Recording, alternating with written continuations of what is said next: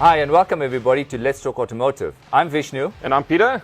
And today we get to experience, well, we hope, the largest banana I will ever drive. Yeah, so Vish, we are here to do a review on what I think is possibly one of the most iconic brands and vehicles in the country at the moment. From 1941, the original Jeep Willie. Incredible. Okay, so Vish, this is the latest iteration of the Wrangler. So there have been some major changes. Although the vehicle essentially looks the same, there are some fundamental differences. So take us through what's changed on this vehicle. Well, from what I can see, one of the biggest changes is the bumper. Everything's looking more modern, more slicker. We've got LED lights. We've got these vents. So this bonnet. This bonnet used to be reasonably flat. Yeah, so now no personality. Got a nice now there's dome a bit on of, it. Yeah? Yes, absolutely. It's got these, well, interesting inserts. Then also the grille, I notice, has gone through a bit of a change. So that used to also be flat, and now it's got a bit curve. of a curvature. Yes. And on the grille, by the way, I don't know if people realize this, but the grille is quite unique to Jeep. It's 7 slots, and that is a patented design. And in fact, Jeep took Hummer to court because Hummer copied their grille. How interesting. Yeah. Well, let's talk about the V6 that sits under this. Absolutely. So as you can see, to undo the bonnet or open the bonnet is quite easy.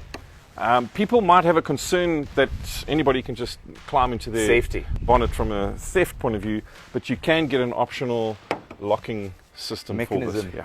in there. Okay, that helps. We have baby American muscle here. Oh, yes. A V6. Love it. I mean, you've driven this vehicle a lot more than I have. A 3.6 litre V6. What's the fuel consumption like on this? Let's not go there. I am staying, my heavy size 12 is on eco mode because even the lightest thrust pushes this past 12, 13 with the barest of issues. But okay, but it is also a 4x4 vehicle. It's a heavy vehicle. It's a solid vehicle. And look, let's say one thing. This engine can handle this body, so it pushes it nicely. It thrusts it with reckless abandon, I might say. But other than that, yes, a good offering. Awesome. Peter, there's something skew here. Normally, shouldn't you have direct injection for air sitting there? Direct injection? For air. Or direct intake. So, well spotted, Vish.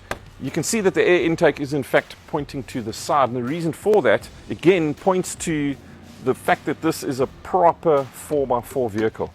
Now, imagine you're doing some serious water wading, and you get a nice bow wave going up, and it goes over the bonnet, and your air intake is facing forward. What's going to happen? Yeah, you're done. It's going to suck in all that water, and then you're going to get hydraulic lock, and you're going to have a problem. So they do tend to aim the air intakes to the side, and you can also see the way that this has been sealed. So a nice big seal on the front over here, so in case you do get water up over here, and I've noticed even this area over here, on the sides on the sides. So I'm presuming it's a quick fix for a snorkel then. It also makes it easier to put a snorkel on, for sure.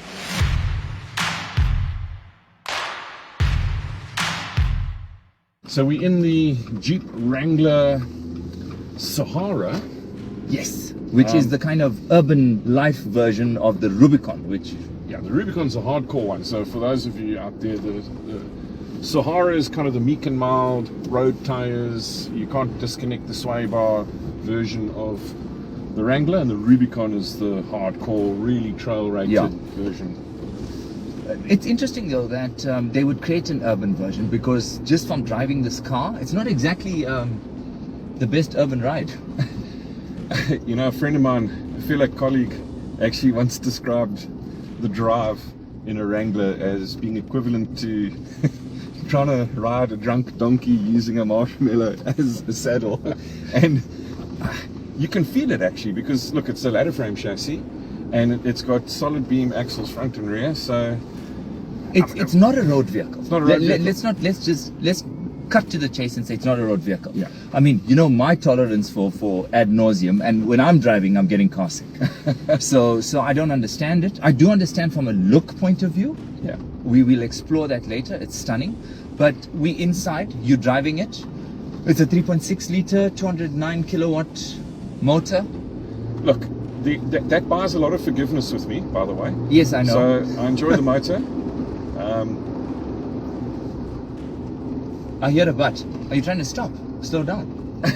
Did we miss the turn now? Sure. All right, so look, the motor's there.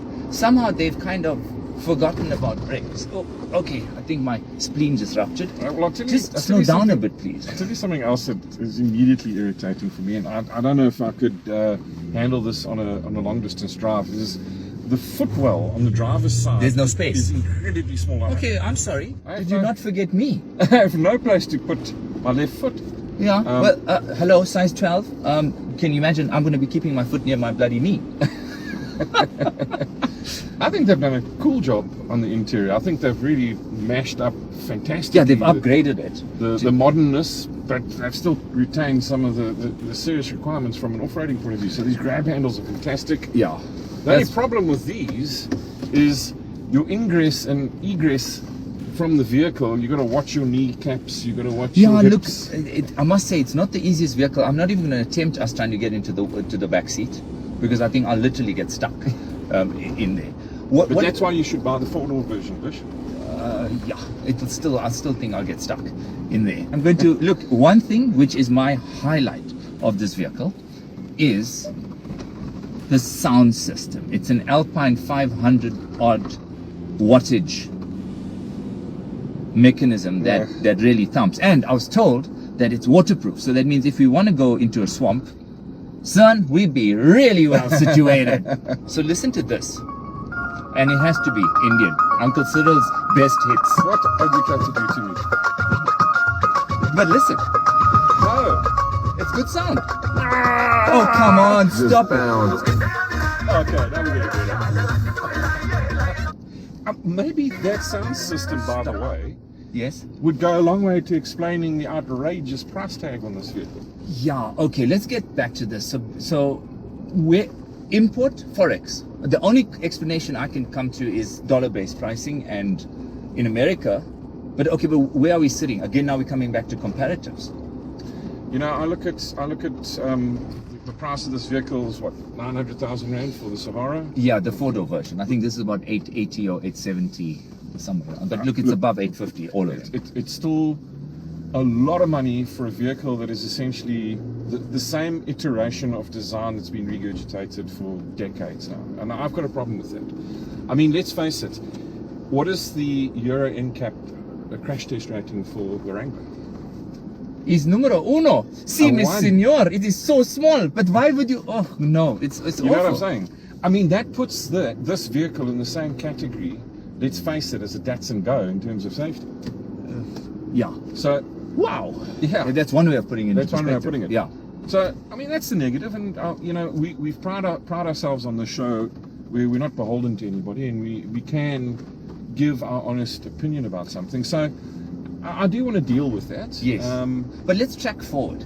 I think, and yesterday I had to do the shortcuts via William Nichols off-road, the dirt patch, which we won't have time to for today. But realistically, this is where it shines. Oh, without a doubt. And I think we really need to do this vehicle justice at a later stage when we get to Rubicon. Yes. And take that on a proper off-road. Well, Klinkloff's waiting. But I agree with you. I think that the urbanization of this with normal profile tires is a waste of time. It actually is. This is a vehicle that if you're on a farm or if you're in the outbacks or wherever you might be with a Willys Jeep, this is where you want to be, because the off-road capabilities of this is astounding. Yeah. And if you put it into that context, then the pricing starts a level of justification. I suppose also if you are a outdoor type person and you have a caravan or you've got a trailer with a big boat on it or a two-tone shirt. Oh, okay. I think the vehicle has a lot of value there. There's a lot of fun factor in this. Yes. Well, of course, you're talking about let's clip off and play Lego. Well, let's do that just now. So we'll take certainly these two top panels off over here and can have a look. We can obviously remove the entire roof, but it is a bit of a process. I think we'll leave that for another day. Yeah, and we didn't do the Fani fit here because we definitely can't squeeze his ass into this. I think Fani would fit in the back with ease. You think so? Yeah, absolutely. But what do you mean? Are we going to jimmy him in with the bloody corkscrew and a yeah, man. You push the seat forward. And we push him forward. We'll get him in there, no problem.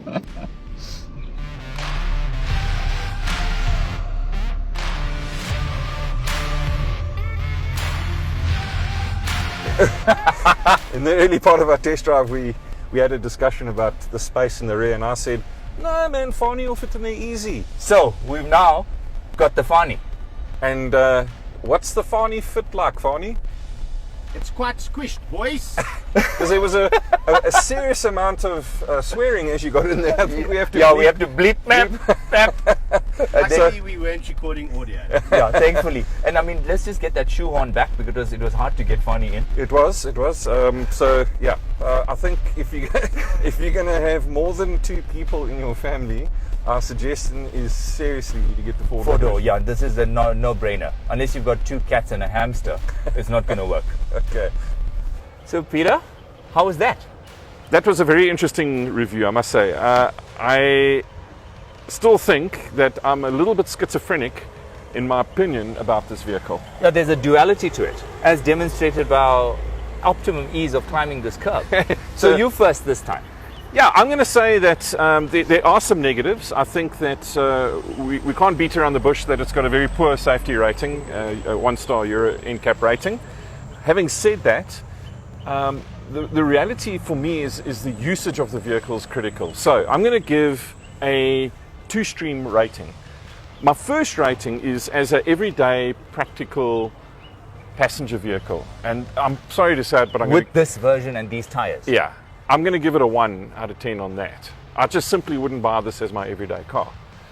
But my other self, now talking about the two-tone, the fun factor of this vehicle, the practicality from a 4x4 point of view, I tell you what, there's very little that can beat this. So my score inverts and I give it a 9 out of 10. Makes a lot of sense. I would have to agree with you there. I wouldn't give such a low rating as 1. I'll give it a 1+3 because of the sound system. I forgot about that. You know what? The sound system is well worth the ticket for those hard urban commutes where you're wobbling from side to side. So I'd go to a 4. All right. And from an off-road perspective, minus these tires, because I need to put that into the equation, I would also go 9 on it. So 100% off-road potential is incredible. Urban commuting, no. This is a weekend car. Yeah, 100%. Thanks for joining us. I'm Vish. And I'm Peter. And this is the Jeep Wrangler. And we will see you next week. Cheers.